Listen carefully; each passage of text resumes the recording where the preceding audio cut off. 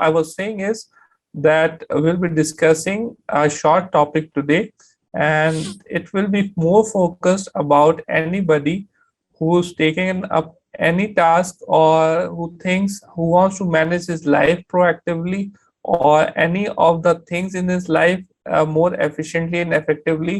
So what we are going to do is we are going to take a single task or a single moment of a life and treat it as a project, and we'll what we'll do is we'll try to Shah, there manage is that one more project important and thing, I think. how to manage it. Shah, Yes. can I make a request over here? Hello? Yes, yes, Yeah. yes. I need to make a request over here to change the topic a little bit, because while we were returning back from our office, and uh, were about to get into cars, we just discussed a topic that I thought afterwards that it was one of the most important topics of our lives and everyone's life, and anyone listening to us would be uh, really happy, or really privileged to uh, uh, hear about some really important things that we must be uh, conscious about. Okay, the topic we were discussing in the evening, before getting into our cars, was the financial intelligence or financial intellect. And you were the one Yeah. who initiated the topic, and while I sat into my car, the first thing that came into my mind was, tonight's topic must be this one. So I wanted to call you, or I wanted to stop the car and share this idea right away with you. But uh, then I held on, and I thought to discuss at the evening, at the night.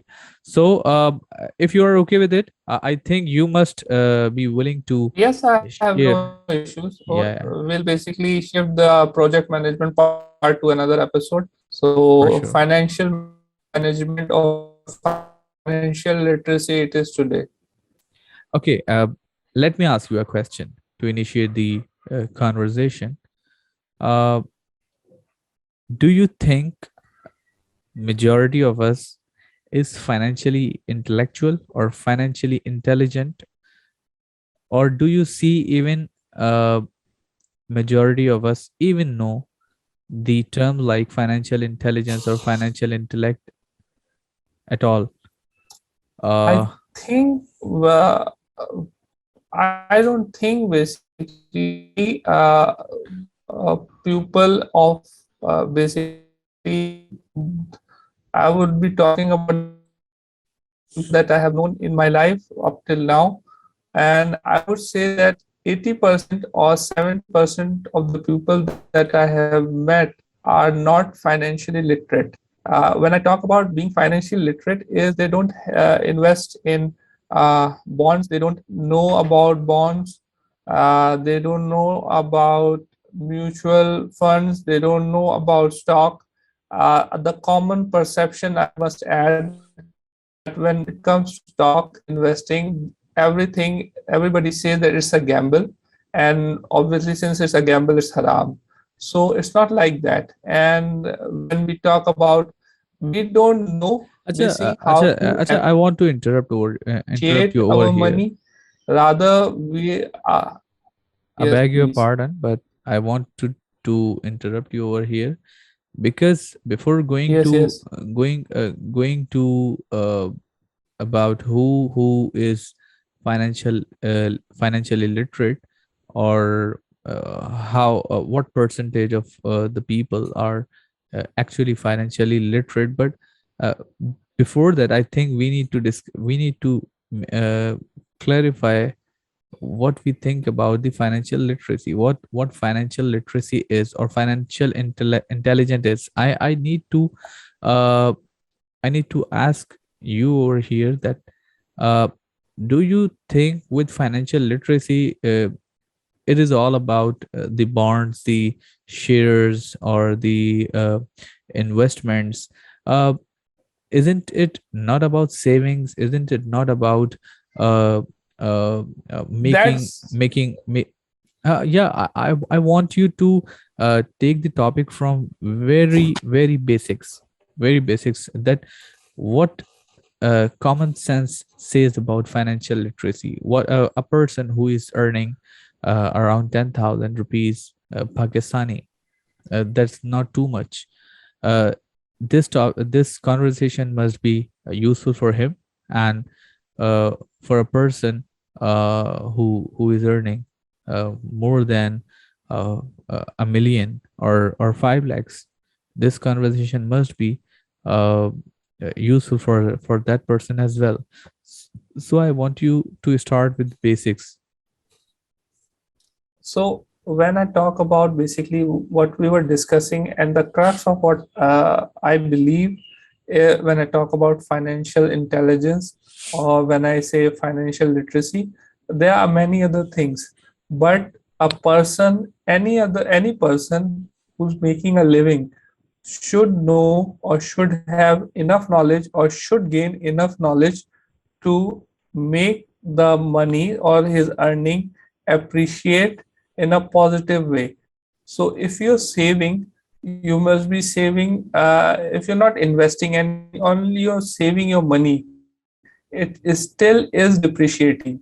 So if you had 1 lakh and you saved 1 lakh, uh, that is now equivalent to almost half of the amount what you could buy for 1 lakh 3 years ago or 4 years or 5 years ago. You won't be able to buy the same thing now. That the cost of that thing is now equivalent to 2 lakhs. So the basically with inflation and with our rupee declining in front of dollar, so a person should know how to appreciate his earning as well with the current time. This is what I believe financial literacy or financial intelligence is: a skill or a rather knowledge that every person who's making a living either from a 9 to 5 job, or businessmen are pretty good at it. So I wouldn't include the business community in this, because they know how to invest and how to make 10 lakhs from a single lakh. So they are already well aware of it. The problem lies Okay. with the common mango man. He doesn't know how to appreciate his assets or how to appreciate his earning. So this is what I mean to say when I talk about financial illiteracy in among our people. Okay. It's a disease among the common man. What I tried to extract out from your conversation about financial literacy, uh, I got 2 to 3 most important points. I must share with you, and you need to uh, confirm. Am I right or wrong? The first thing about financial literacy is a person must be aware of the uh, importance of financial literacy first. If a person doesn't know what financial literacy is, or uh, how uh, financial intellect works for his benefit, he is not willing to do anything. Okay. And a lot of us, uh, because we don't study this in a school, in our schools and our colleges or universities. We get only technical knowledge and technical literacy. We are not taught at home, neither at educational institutions. So we do not know basically the importance of it. When we realize its importance, usually when it's too late, when we are more than we are above 50, above 60, when it's time to retire, and we are with no money, or no saving, or no fortunes built for us, for ourselves. I think uh, then we realize, or a majority of people realize the importance of financial literacy, and they try to they try to pass on the information and knowledge they have gathered all across their life. But I think this intellect also develops and gets mature with age and experiences. So a boy who is being taught by his father is, I think, more potentially literate. I am using the word potentially literate because uh, he's exposed to more awareness, more knowledge and information on daily basis, as compared to a person whose father or whose parents doing a 9 to 5 job. So first of all, we need to be in the environment where financial literate people are there present, and we and they must be inculcating in our minds how important is financial literacy. And the second thing, I think, if a person is financially literate, he the most important benefit of being financially intelligent is a person uh, gets to know and is aware of how to use his money. And he eventually gets to know that how he can make his money work for himself.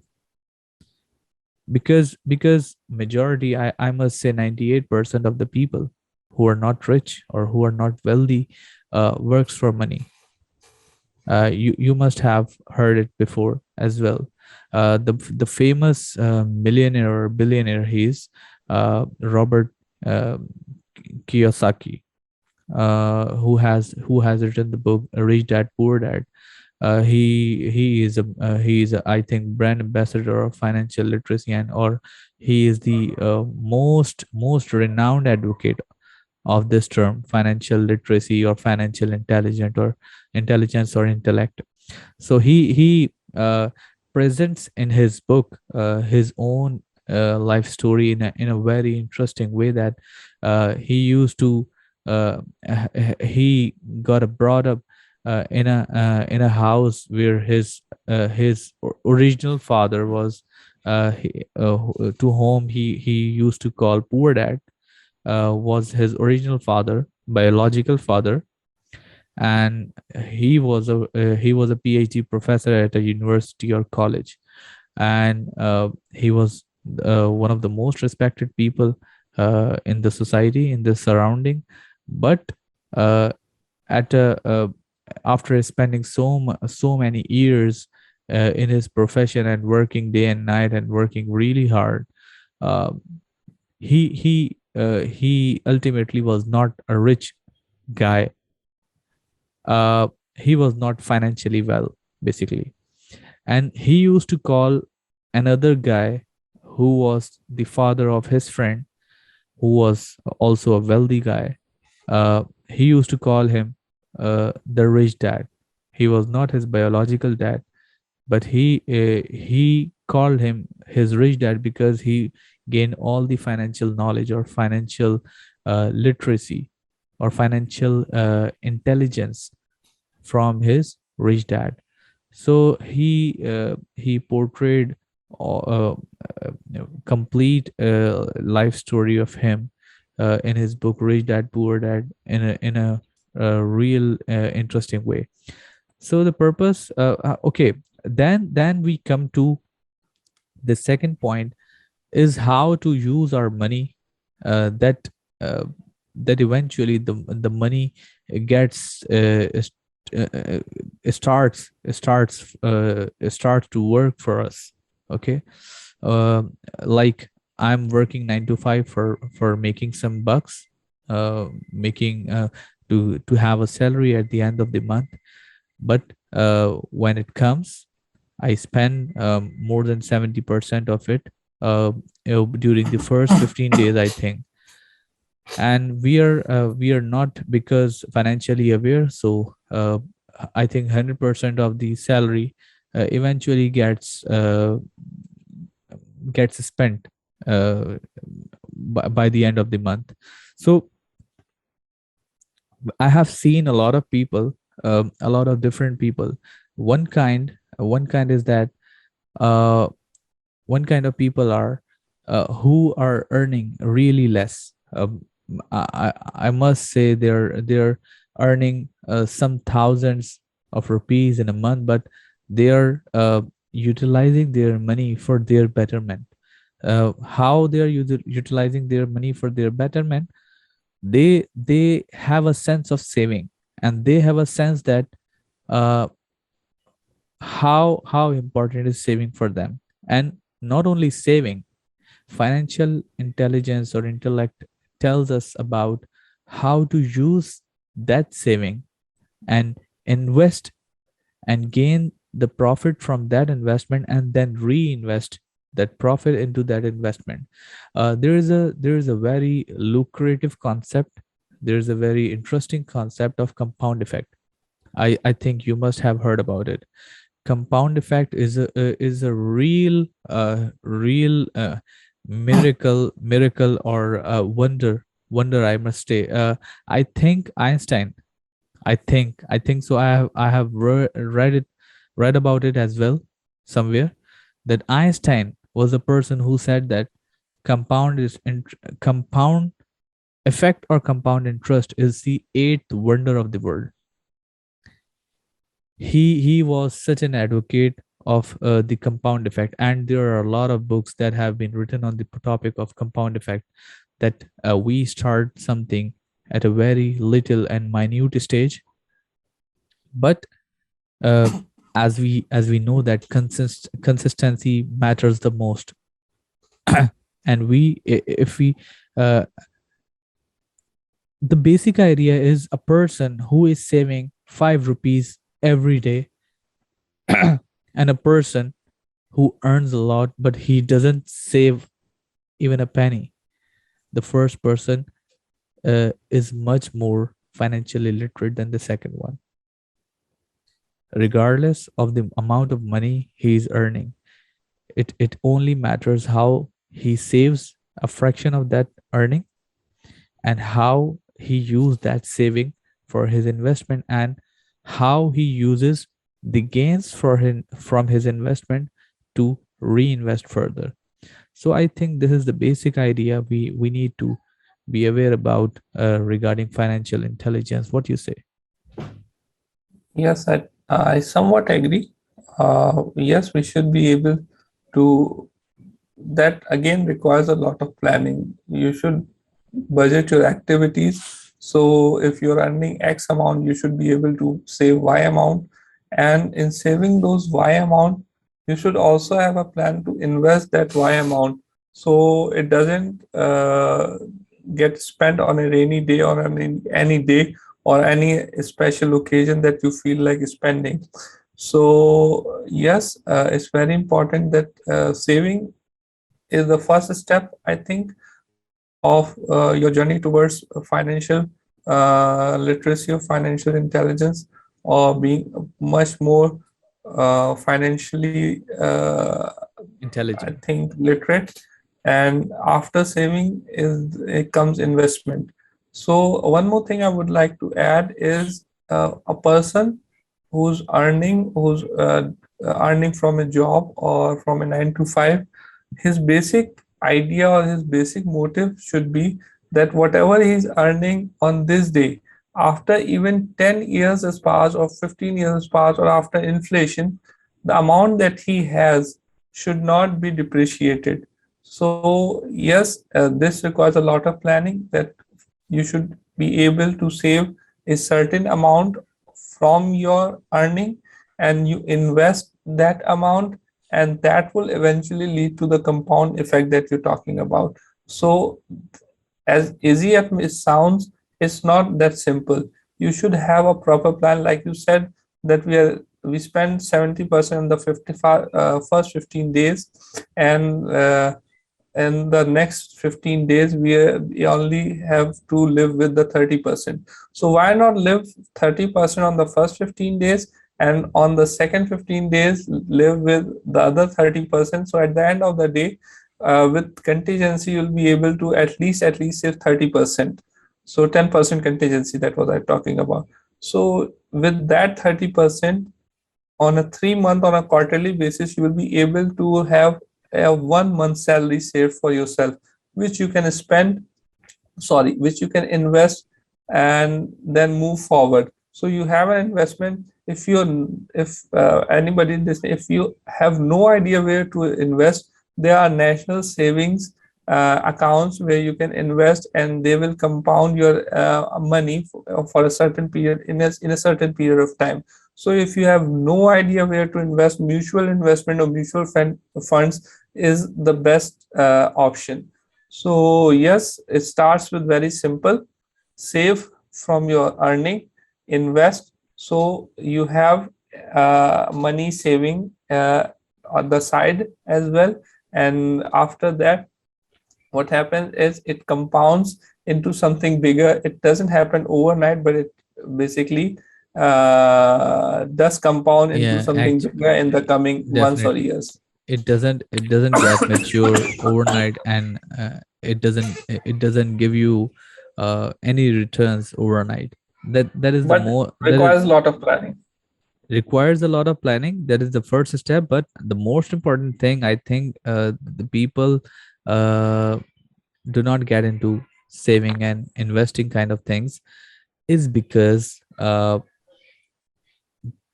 it needs a lot of patience.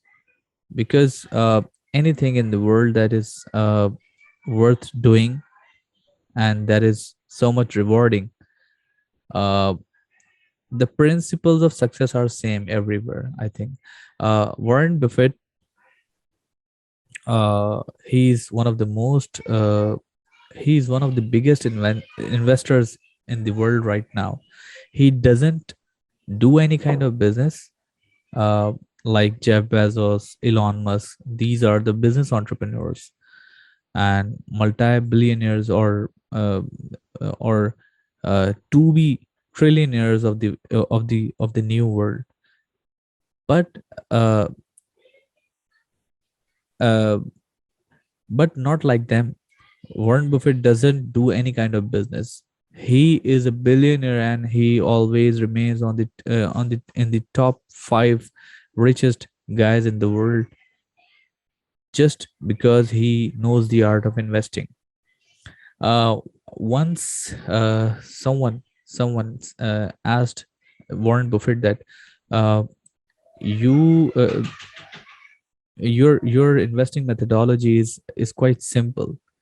Why don't everyone uh, does the same like you and become rich? So the answer of him was quite simple and definite, that no one would be having so much patience like me.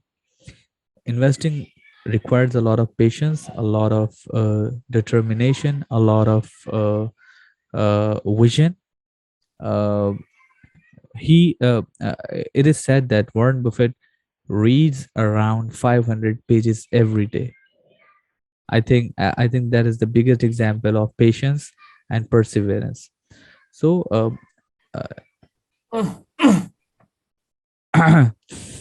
बड़ी गंदी आवाज निकाली है तुमने वैसे अभी. So Yeah, yeah. so